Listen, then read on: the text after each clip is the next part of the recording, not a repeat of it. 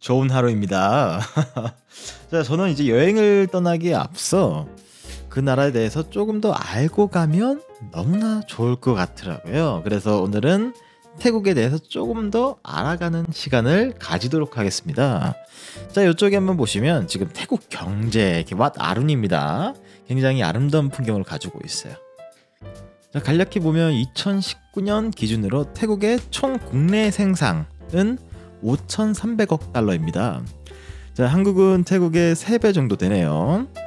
자, 1인간 GDP는 연간 8,000달러.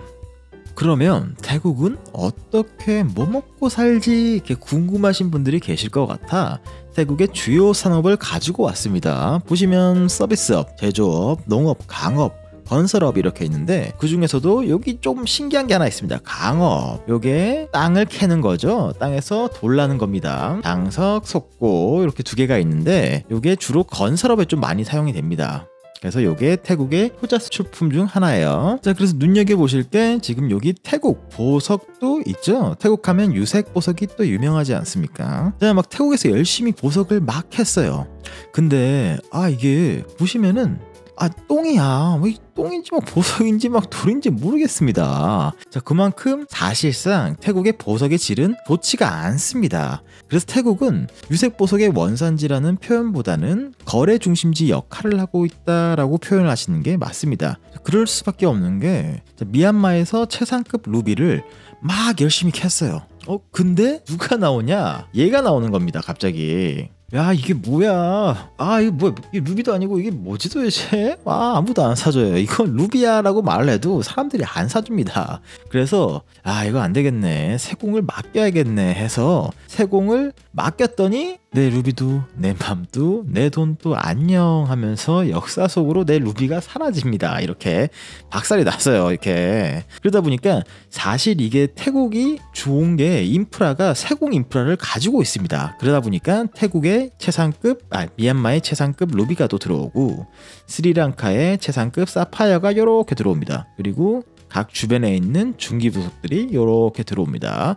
그리고 다시 해외로 수출을 이렇게 합니다. 자, 그렇기 때문에 태국이 유색 보석 거래 중심지로 만들어집니다. 자, 원산지보다 제일 중요한 게 그걸 상품화시켜서 가치를 만드는 행위가 제일 중요하죠. 우리나라도 10년 전에 포스코가 철강 생산 1위 했을 때도 중국에서 대부분 철강석을 수입해와서 그거를 제조해서 만드는 거죠. 그거랑 비슷하다 보시면 될 것 같습니다. 자, 태국 가면 또 쌀이지 않습니까? 가면서 구수한 향도 나고 소화까지 막 잘 돼요. 근데 태국 쌀이 한때는 수출 세계 1위로 최강자 자리를 항상 지켜왔습니다. 하지만 최근에 인도형이 나타났죠. 그러면서 아이고 우리 낮은 인건비로 가격 후려칠래 하면서 가격을 후려쳐버립니다. 태국이 어쩔 수 없이 2위 자리까지 밀려나게 됩니다. 자, 그러면 태국은 우리도 요즘 날씨도 안 좋고 가문도 좀 안 좋고 사는 게 만만치가 않아 이러면서 생산량까지 떨어지게 되죠. 자, 여기 보시면 지금 중국이 1위, 인도, 인도네시아, 방글라데시, 베트남 이렇게 있습니다. 태국이 쌀 생산량이 6위예요.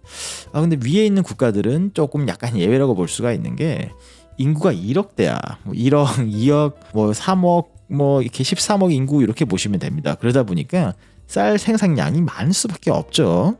다음에 먹을 수 있는 것 중에 태국 가면 닭 수출이 또 유명하죠. 병아리, 닭, 치킨 이렇게 우리 뱃속에 들어올 때까지 태국 닭 수출은 10위입니다. 고무, 요게 또 유명하지 않습니까? 태국의 고무 수출량은 세계 전체 36%. 와우. 그리고 인도네시아는 26%입니다. 1, 2위만 합쳐면은 거의 세계 독점이에요. 와, 이거는 수출이 어마어마합니다. 이건. 자, 이제 그 다음으로 주의 깊게 보실 게 제조업입니다. 제조업은 많은 분야를 차지하고 있죠. 근데 이 분야가 좀 안타까운 게 외국인 자본이 많이 들어와 있어요. 일본이 70%를 정도를 차지하고 있습니다. 자, 그렇다 보니까 태국 경제가 많이 일본 경제에 의존하고 있다라고 볼 수 있는데 그 중에서도 이제 좀 주의 깊게 보실 게 여기 하드디스크, 컴퓨터, 그리고 여기 자동차 산업 이렇게 있습니다. 자, 자동차 산업은 지금 조금 불안전한 게 지금 전기 자동차, 자율주행차 이런 얘기 나오면서 자동차 부품 시장도 많은 변화가 일어나고 있습니다. 그러다 보니까 지금 현재 태국에 있는 공장들이 그거를 과연 커버할 수 있는 능력이 되냐 안 되냐 이런 부분이 조금 많이 불안정한 요소라고 볼 수가 있고, 하드디스크 시장 같은 경우도 컴퓨터 정보를 저장하는 장치지 않습니까? 근데 요즘에는 이게 인터넷에서 정보를 가져와서 클라우딩하는 추세다 보니까 PC 하드디스크 시장도 많이 불안정한 상태입니다. 이런 부분들이 태국의 제조 산업 부분에 많은 변수가 존재한다, 이렇게 볼 수 있을 것 같습니다. 마지막으로 서비스 산업, 태국 하면 워낙 유명하죠. 관광, 아름다운 산, 바다, 도시, 그리고 아름다운 나라, 미소의 나라 태국. 왼쪽에 보시면 이게 태국 병실이에요. 와, 이거 호텔이죠. 완전 이걸 호텔인 줄 알았죠 처음에. 근데 이게 태국의 의료 시스템 이런 게 굉장히 잘 돼 있습니다. 외국 서양 사람들 같은 경우는 태국에 와서 많이 의료 치료를 받아요. 허리가 좀 아프다 이러면은 막 병원비 1,000만 원 막 나오고 하니까, 아유 차라리 그럴 바에는 그냥 태국에서 꼭 먹고 알 먹고 이러면서 태국 가서 치료받을래 하면서 오시는 분들이 좀 있습니다. 그래서 이것도 태국의 주요 산업 중 하나입니다. 자, 지금까지는 우리가 태국 경제에 대해서 알아봤습니다. 근데 이제 태국 우리가 인구를 한번 확인해 보면 7천만입니다. 한국은 5천만이죠. 이 인구가 보통 이제 그 나라의 장기적인 내수 시장의 경쟁력을 표시하는 거죠. 그런 장기적인 경쟁력을 보기 위해 출산율이 굉장히 중요한 요소죠. 태국은 출산율이 1.6명입니다. 거기에 비하면 한국은 0.98명, 한 명도 안 돼요. 그렇다고 태국은 만만한가라고 보시면 태국도 1.6명인데 이게 다른 신흥 국가에 비하면 굉장히 낮은 숫자예요. 베트남 같은 경우는 지금 숫자가 2명이거든요. 출산율이. 그러다 보니까 태국의 인구가 고령화가 되는 확률이 점점 더 빨라지고 있다, 이렇게 볼 수가 있을 것 같습니다. 2030년부터는 인구의 4분의 1 정도가 고령화 인구라고 하네요. 마지막으로 보실 게 태국의 신용 등급 BAA1입니다. 현재 어떤 정도의 신용 등급을 가지고 있냐를 보여주기 위해서 놔뒀어요. 그래서 여기 보시면 한국이 지금 우수한 상태죠. 자, 여기 있어요. 근데 한국이 만약에 북한 리스크가 아니었으면 한 요쯤에 갔을 것 같아요. 근데 태국 같은 경우는 지금 여기 있습니다. 자, 그렇다고 태국이 투자에 나쁘지 않은 곳이다라고 보시면 됩니다. 비교적 안정적인 장소다라고 보시면 됩니다. 자, 요 데이터는 국가 신용 등급이에요. 조금 상황을 살펴보기 위해서 주변 국가 신용 등급을 확인해 봤습니다. 자, 베트남은 14번. 요 라인이 지금 회사 채권으로 따지자면 정크본드 라인입니다. 자, 요 밑으로 가는 본드는 정크본드라고 해서 하이 리스크, 하이 리턴, 고위험, 고수익 이렇게 보시면 될 것 같아요. 베트남 같은 경우는 장기 적금 들면 막 이자가 5%에서 한 7% 이렇게 주더라고요. 그만큼 환율 변동이 심하고 그리고 리스크가 있다라고 보시면 될 것 같습니다.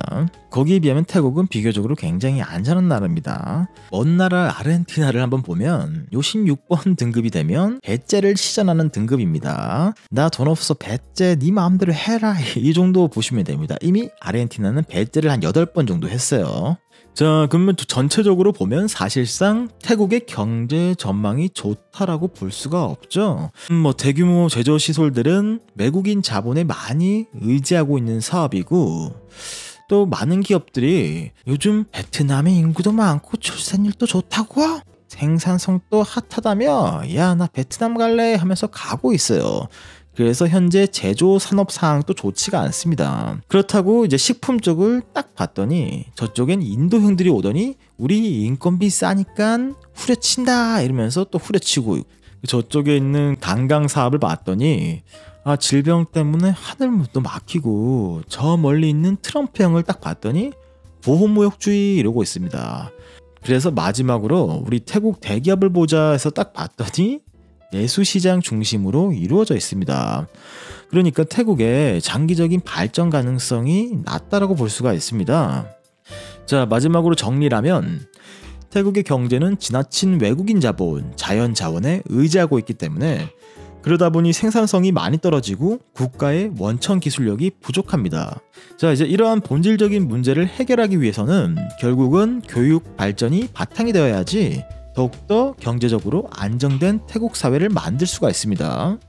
긴 시간 들어주셔서 감사합니다.